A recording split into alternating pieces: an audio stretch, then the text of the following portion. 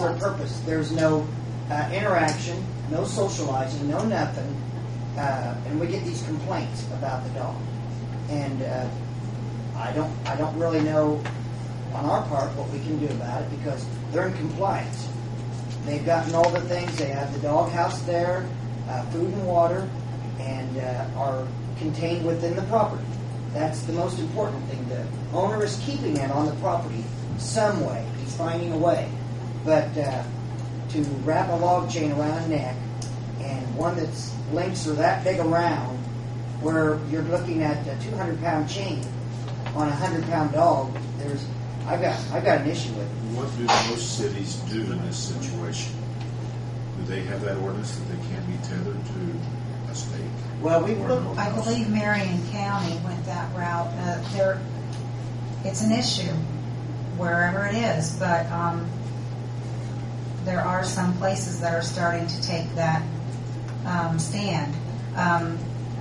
In defense of it, the tethered dogs, the ones that are tied out continuously, dogs are a social pack animal, and when they're tied outside and they have no interaction, it makes them aggressive or depressed or fearful, more likely to bite if someone comes into their vicinity because of those issues. I think it's inhumane, but that's my opinion. But I know that there are areas that are going that way now.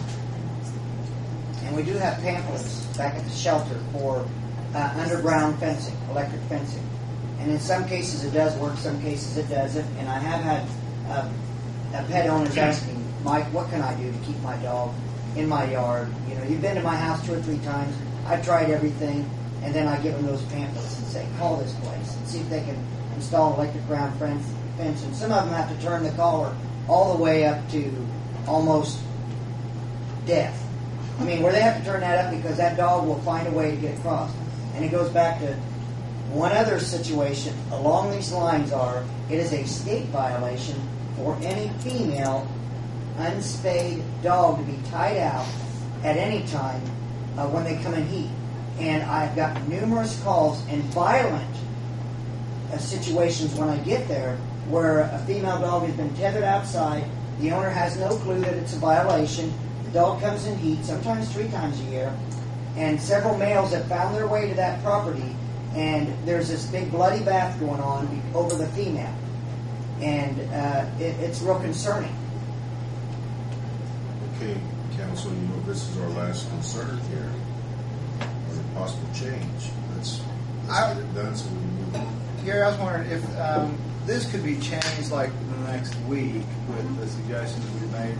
If that could be emailed to everybody so we could review it, sure. And then if you would just make individual phone calls and maybe everybody could review it. I mean, I think I can see this going on. Well, there's a lot here. Yeah, and you're right. So is there something that you wanted me specifically to say other than what it says?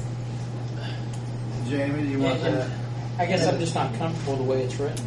Okay. The only thing that I see Jamie going with there, which I tend to agree with, is how do you say that they're not giving it any attention by tethering it? Second of all, by tethering it, they're keeping it away from going out of the yard. So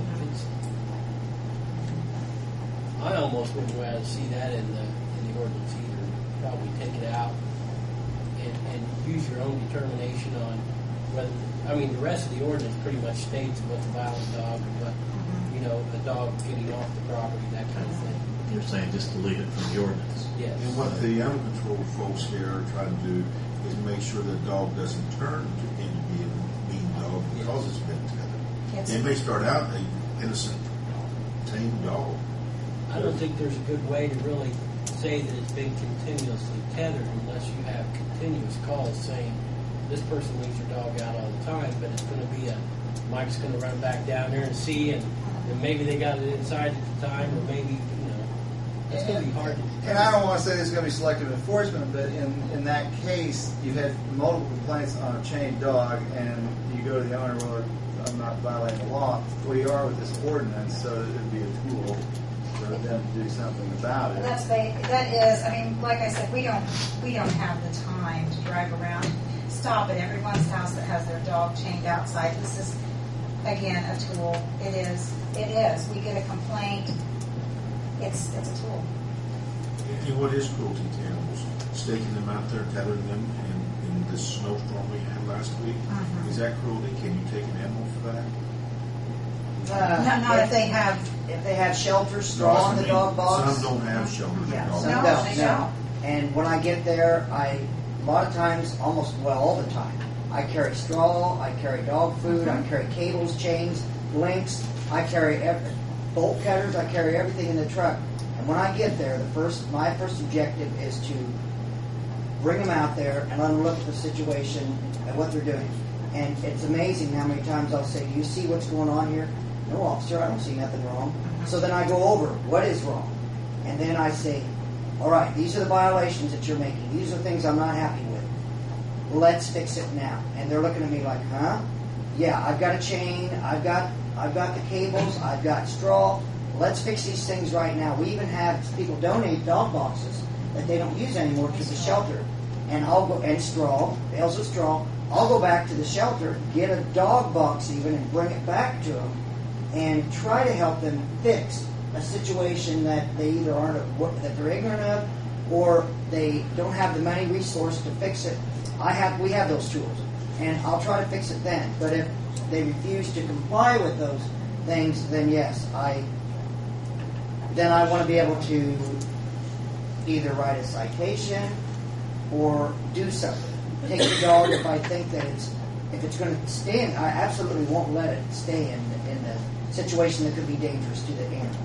If it's life-threatening, I want to be able to take that animal away from that condition. And I'll offer an owner's surrender or this next option, where they Chief, face what did fines. you have? I found the ordinance on kennels.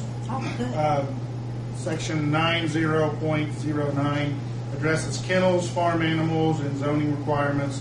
It basically says that it cannot have a kennel if it's not zoned properly. So then you go back into the zoning ordinance, which is 155.001, and you look under the definition of a kennel. Any premise or portion thereof of which more than 3 dogs, cats, or other animals over 1 year of age are kept. Kennels are prohibited in residential R districts. They are allowed in special exceptions in the business districts. Issues of animal control remain in the jurisdiction of the Animal Control Board. And a lot of the issues that you've been discussing are already in the 3, ordinance. that's 3. And that is okay. So you got 4 was too many. Okay. So I think Okay. we move on and make the changes that council suggested, Okay. and email it to us, and we'll have the email address and we'll send it. Did we decide about B? B. What do you want to do? Yeah. Tell us. I have a suggestion. I got an idea. With B, if you guys have a problem with the tethering out all the time or enforcing that, what I can do is, if I get there and I deem it either cruelty to some respect or endangerment of you with the way it's tethered. I mean, that's one that happens sometimes when I get there. How it's tethered sometimes is improperly. So that could be maybe worded in there, depending on what I decide on a ride, what I see to be changed, because it would be tough to enforce that with everybody. You know, and if they're chained to or chained where they can get into the doghouse, I don't have that much of an issue with that. Okay. But when they're stuck out in the middle of the yard or the field tied up, that's when I have an issue. At least they have some shelter. Because then it goes into inhumane. So- Total rejection and separation of any contact of socializing. I mean, the owner has pretty much stated in his actions that that dog is now not even considered a pet to him. It's just property, and he's put it somewhere out of sight, out of mind. So- problem. Do you have much trouble with dogs trying to bite